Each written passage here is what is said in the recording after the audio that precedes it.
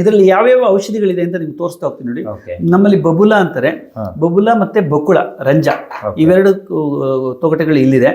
ಕದಿರ, ಕಾಚುಮರ ಕದಿರ ಇದೆ, ತುಳಸಿ ಇದೆ, ಲವಂಗ ತುಂಬಾ ಬಾಯಿಗೆ ಒಳ್ಳೆ ಪರಿಮಳವನ್ನು ಕೊಡುತ್ತೆ, ಲವಂಗ ಇದೆ, ಹಿಪ್ಪಲಿ ಇದೆ, ಹಿಪ್ಪಲಿ ಕೂಡ ಶುಚಿ ಮಾಡುತ್ತೆ ಹಿಪ್ಪಲಿ. ಆಮೇಲೆ ತ್ರಿಫಲ ಇದೆ, ನೆಲ್ಲಿಕಾಯಿ, ಅಳಲೆಕಾಯಿ, ತಾರೆಕಾಯಿ. ತ್ರಿಫಲವನ್ನ ಬಾಯಿ ಮುಕ್ಕೊಳಿಸೋದ್ರಿಂದ ಒಸಡು ಗಟ್ಟಿಯಾಗುತ್ತೆ, ಆಮೇಲೆ ಬಾಯಿ ಹುಣ್ಣು ನಿವಾರಣೆ ಆಗುತ್ತೆ. ಹಾಗಾಗಿ ತ್ರಿಫಲ ಸೇರಿಸಿದೀವಿ. ದಾಲ್ಚಿನಿ ಇದೆ. ಇವೆಲ್ಲ ನಮ್ಮ ಆಯುರ್ವೇದದಲ್ಲಿ ಸ್ವಲ್ಪ ಸುವಾಸನೆಯನ್ನು ಕೊಡುತ್ತೆ ಬಾಯಿಗೆ, ಜೊತೆಗೆ ಬಾಯಿಯ ಸ್ವಚ್ಛತೆಗೂ ಕೂಡ ಹೆಲ್ಪ್ ಮಾಡುತ್ತೆ. ಜೊತೆಗೆ ಹಿಪ್ಪಲಿ, ದಾಲ್ಚಿನಿ ಇವೆಲ್ಲ ಸೋಂಕನ್ನು ನಿವಾರಿಸುತ್ತೆ. ಯಾವ್ದಾದ್ರು ಇವನ್ನೆಲ್ಲ ಬಾಯಿ ಮುಕ್ಕಳಿಸಿದ್ರೆ ಹಲ್ಲುಜ್ಜಿದ್ರೆ ಬ್ಯಾಕ್ಟೀರಿಯಾಗಳು ಅಥವಾ ಇನ್ಯಾವುದಂತೂ ಸೋಂಕನ್ನ ಅದು ಬರದಿದ್ದಂಗೆ ನಿವಾರಿಸುತ್ತೆ.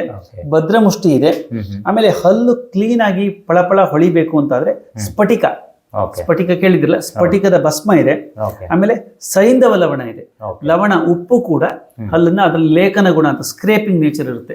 ಹಲ್ಲಿ ಮೇಲೆ ಕೂತ್ಕೊಂಡಿರುವ ಈ ಕಲೆಗಳನ್ನ ಉಪ್ಪು ಮತ್ತೆ ಸ್ಫಟಿಕ ನಿವಾರಿಸುತ್ತೆ. ಹಲ್ಲು ನೋವಿದೆ ಅಥವಾ ಒಸಡು ತೊಂದರೆ ಇದೆ ಅಂತಂದ್ರೆ ಹಲ್ಲು ಪುಡಿ ಹಚ್ಚಿ ಬಿಟ್ಬಿಡಿ ಒಂದು 1/4 ಗಂಟೆ.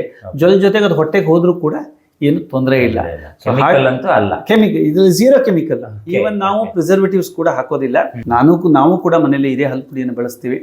ಸೊ ಈ ಹಲ್ಪುಡಿ ಬಳಸೋದ್ರಿಂದ ಒಟ್ಟಾರೆ ಹಲ್ಲು, ಒಸಡು, ಬಾಯಿ ಇವು ಅಷ್ಟರ ಆರೋಗ್ಯಕ್ಕೆ ತುಂಬಾ ಸಹಕಾರಿಯಾಗುತ್ತೆ.